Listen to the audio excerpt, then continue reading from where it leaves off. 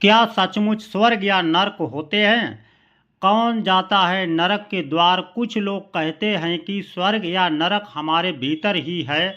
कोई भी ऐसा नहीं हो जो मनुष्य के किए की सजा या पुरस्कार देता हो। मनुष्य अपने कर्मों से ही स्वर्ग या नरक की स्थिति को भोगता है। यदि वह बुरे कर्म करेगा तो बुरी जगह और बुरी स्थिति में होगा, और अच्छे कर्म करेगा तो अच्छी जगह और अच्छी स्थिति में होगा। कुछ हद तक ये बात सही मानी जा सकती है, लेकिन इसके सही होने के पीछे के विद्वान या मनोविज्ञान को समझना होगा। पुराणों अनुसार कैलाश के ऊपर स्वर्ग और नीचे नरक व पाताल लोक है। संस्कृत शब्द स्वर्ग को मेरु पर्वत के ऊपर के लोकों हेतु प्रयुक्त किया है। जिस तरह धरती पर पाताल और नरक लोक की स्थिति बताई गई है, उसी तरह धरती पर स्वर्ग की स्थिति भी बताई गई है।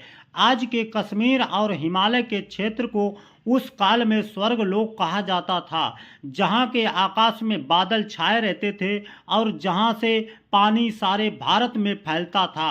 हिमालय में देवाल्म नामक एक हिमालय है, जहाँ अच्छी आत्माएं शरीर छोड़ने के बाद रहती हैं। पुराणों अनुसार जीवात्मा 84 लाख योनियों में भटकने के बाद मनुष्य जन्म पाती है, अर्थात नीचे से ऊपर उठने की इस प्रक्रिया को ही ऊर्ध्व गति कहते हैं। यदि मनुष्य अपने पाप कर्मों के द्वारा फिर से नीचे गिरने लगता है तो उसे अधोगति कहते हैं। अधोगति में गिरना ही नरक में गिरना होता है।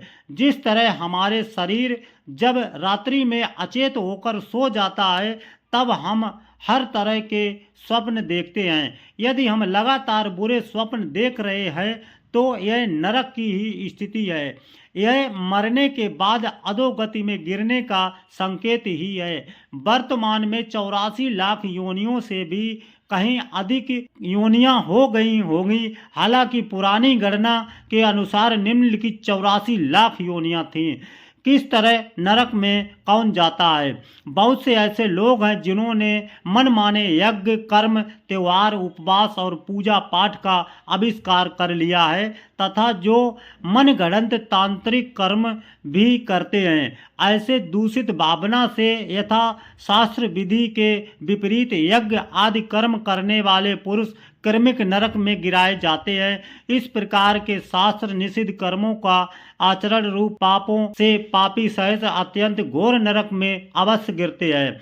बहुत से मनुष्य भोजन करके व्यक्ति किसी का स्मरण नहीं करते और भोजन के नियम को नहीं मानते। इसका उनको जीवन पर प्रभाव पड़ता है। पुराणों में कहा गया है, जो देवताओं तथा पितरों उन्हें अर्पण किए बिना ही अथवा उन्हें अर्पण करने से पहले ही भोजन कर लेता है, वह लाल भक्ष नामक नरक में यमदूतों द्वारा गिराया जाता है। पुराणों के अनुसार झूठी गवाही देने वाला मनुष्य रौरव नरक में पड़ता है। गौओं और सन्यासियों को कहीं बंद करके रोक रखने वाला पापी रोद नरक में जाता है। मदिरा पीने वाला सूकर नरक में और नर हत्या करने वाला ताल नरक में गिर जाता है। गुरु पत्नी के साथ व्यभिचार करने वाला पुरुष तप्त कुंभ नरक में तड़पाया जाता है। जो अपने भक्त की हत्या करता है उसे तप्त लोह नरक में तपाया जाता है। गुरुजनों का अपमान करने वाला पापी महाज्वाल नरक में डाला जाता है। गरुड़ पुराण अनुसार वेद शास्त्रों का अपमान करने और उन्हें नष्ट करने लवण नामक नरक में गलाया जाता है। धर्म मर्यादा का उल्लंघन करने वाला विमोहक नरक में जाता है।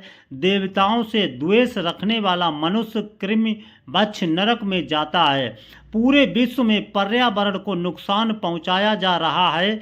बहुत तेजी से वृक्षों को काटा जा रहा है। पुराणों अनुसार वृक्षों को काटने वाला मनुष्य असिपत्र वन में जाता है। वृक्षों में भी पीपल, बड़, नीम, केल, अनार, बिल्व, आम, अशोक, शमी, नारियल, अनार, बांस आदि पवित्र वृक्षों को काटना तो घोर पाप माना गया है। इसके अलावा जो कपट वृत्ति से जीवन चलाते हैं, वे सब लोग बहिज्वल नामक नरक में गिराए जाते हैं। पराई स्त्री और पराये अन्न का सेवन करने वाला पुरुष संदर्भ नरक में डाला जाता है। जो दिन में सोते हैं तथा का लोभ किया करते हैं और जो शरीर के मद से मत रहते हैं, वे सब लोग श्रभभोज नरक में पड़ते हैं। जो भगवान शिव और विष्णु को नहीं मानते, उन्हें अभीची नरक में गिराया जाता है। दरअसल मनुष्य अपने कर्मों से ही उक्त नरक में गिर जाते हैं। जैसी मति वैसी गति, जैसी गति वैसा नरक। नरकों से छुटकारा पाने के लिए विद्वान लोगों वेदों का पालन करने की सलाह देते हैं। वेद पठन, प्रार्थना और ध्यान से ही नरकों से बचा जा सकता है। तो दोस्तों, ऐसी धार्मिक कहानी सुनने के लिए वीडियो को लाइक, कमेंट, शेयर जरूर करें। जय हिंद, जय भारत।